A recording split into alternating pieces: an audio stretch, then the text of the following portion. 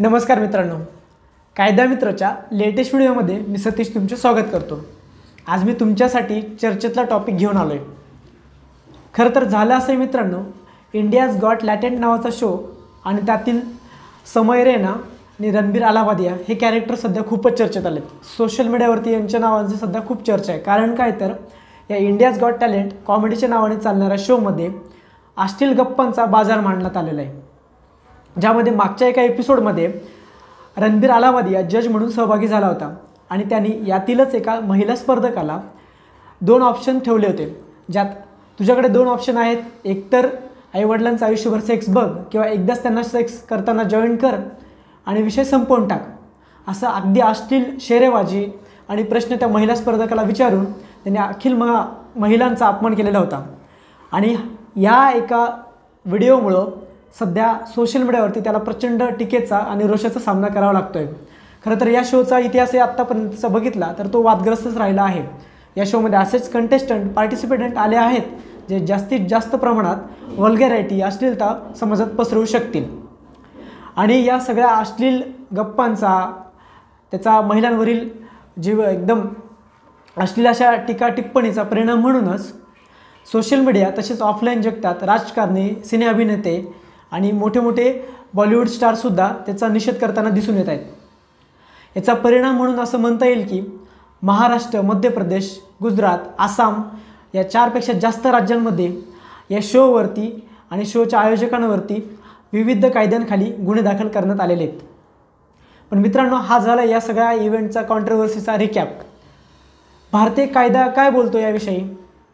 तर भारतीय न्यायसंहितेचे कलम 294 अन्वये अश्लील सामग्री बनवणे, तिची निर्मिती, तिचा प्रचार, प्रसार आणि जाहिरात करणे सार्वजनिक प्रमाणात किंवा सार्वजनिक जीवनात त्याचा फैलाव प्रसार करणे हे कायद्याने निषिद्ध आहे। जर कोणी असं करताना आढळला तर त्याला 2 वर्षाची शिक्षा तसेच 5,000 रुपयाचा दंड कायद्यामध्ये तरतूद केलेली आहे। आता कायद्याची एक बाजू सोडली तरीसुद्धा हा कायदा अशा अश्लील कंटेंटला नियंत्रित करण्यासाठी खूपच महत्त्वाची भूमिका बजावतो आहे। कायद्याच्या पलीकडे जाताना याचे 2 परिणाम झालेले आहेत। एक म्हणजे आपण असं बघू शकतो मित्रांनो की भारतीय समाजमन या एका व्हिडिओमुळे खूपच प्रमाणात ढवळलं गेलं आहे आणि लोक वेगवेगळ्या पद्धतीने त्याच्या निषेध प्रतिक्रिया व्यक्त करत आहेत।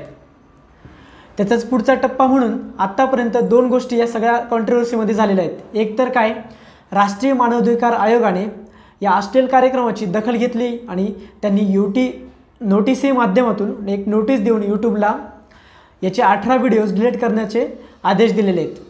आणि दुसरा महत्त्वाचा बदल म्हणजे भारतीय संसदेने सुद्धा याची दखल घेतलेली आहे। त्यातनी अशा अश्लील कंटेंट आणि सोशल मीडिया व्हिडिओवरती बंधनं आणण्यासाठी काही कायदे करता येतील का यावरती सुद्धा चर्चा झाली आहे। येणाऱ्या काळात आपण या कंटेंटला कंट्रोल करण्यासाठी काही कायदे होतील अशी अपेक्षा करूयात।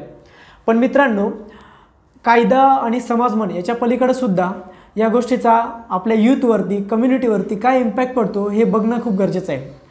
तर खूप सारे रिसर्च याच्या रिगार्डिंग झालेले आहेत आणि त्या सगळ्या रिसर्चमध्ये एक गोष्ट प्रामुख्याने नमूद केली, ती म्हणजे काय तर असे कंटेंट जे कन्झ्युम करणारा ऑडियन्स आहे त्याच्यामध्ये त्याच्या मानसिक आरोग्यावरती परिणाम होत चिंता, नैराश्य आणि भीती वाढीस लागते।